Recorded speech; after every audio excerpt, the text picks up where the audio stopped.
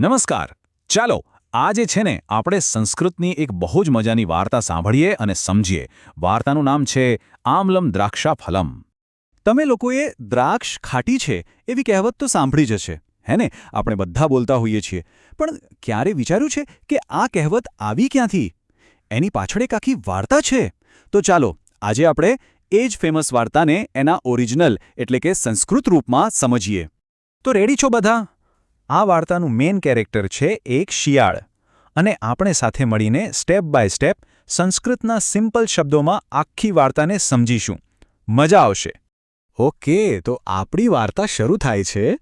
જો એક શિયાળ છે, સંસ્કૃતમાં આપણે કહીશું એકઃ શૃગાલઃ. હવે આ શિયાળ ક્યાંક જઈ રહ્યું છે. ક્યાં?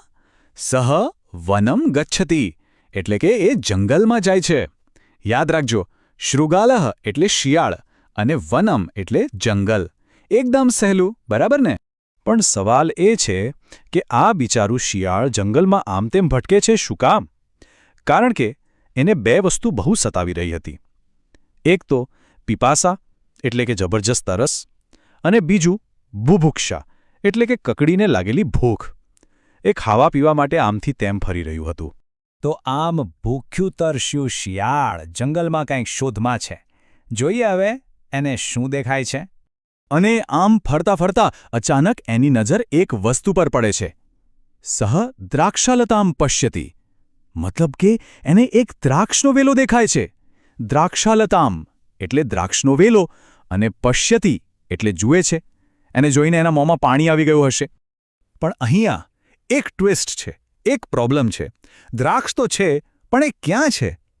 સંસ્કૃતમાં કહ્યું છે ઉપરી ઉપરી લતાસુ દ્રાક્ષા ફલમ.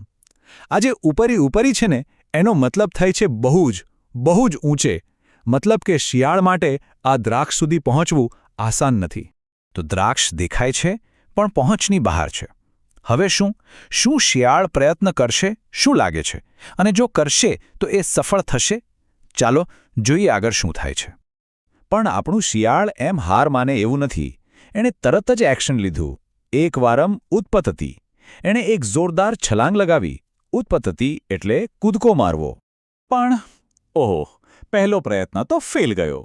કિમાપી ન લભતે, એટલે કે એના હાથમાં કશું જ ન આવ્યું. નિષ્ફળતા. તો શું એ હાર માની લેશે?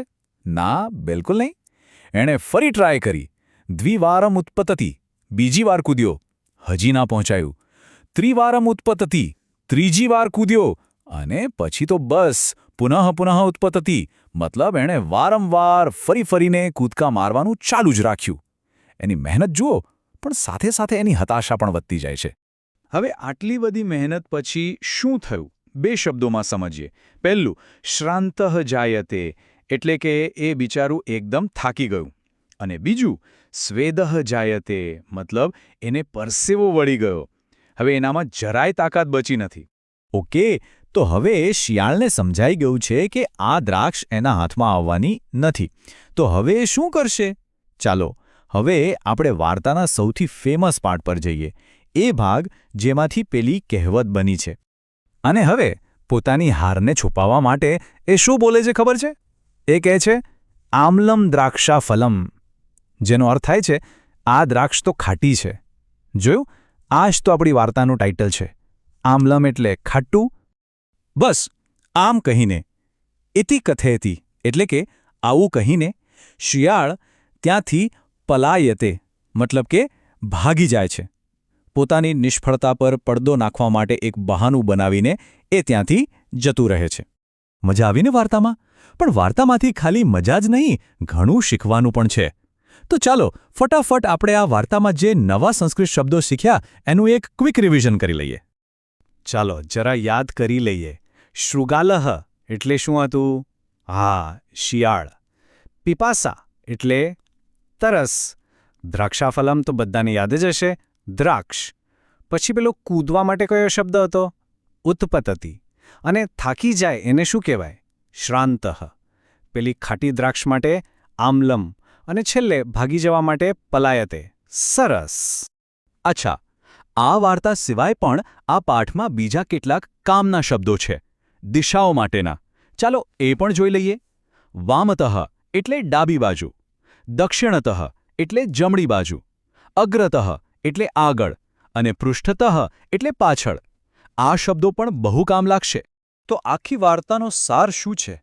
એનો બોધ શું છે? બહુ સિમ્પલ છે કે જ્યારે કોઈ વસ્તુ આપણને નથી મળતી તો એવું કહેવું બહુ સહેલું છે કે એ વસ્તુ જ ખરાબ હતી. બરાબર, શિયાળની જેમ એને દ્રાક્ષ ના મળી તો કહી દીધું કે દ્રાક્ષ જ ખાટી છે. પણ છેલ્લે એક સવાલ વિચારવા જેવો છે. શિયાળે શું કર્યું? એણે એક જ રીતે પ્રયત્ન કર્યો, બસ કૂદકા માર્યા. પણ જો એણે થોડું અલગ વિચાર્યું હોત તો, કોઈ પથ્થર શોધીને એના પર ચડ્યો હોત કે કોઈ બીજાની મદદ માંગી હોત, તો શું પરિણામ અલગ ના હોત? આ જ વાત આપણા જીવનમાં પણ લાગુ પડે છે. જ્યારે એક રીત કામ ના કરે તો હાર માનવાને બદલે શું આપણે પ્રયત્ન કરવાની રીત બદલી શકીએ? આ સવાલ પર વિચારજો. ચાલો મળીએ ફરી.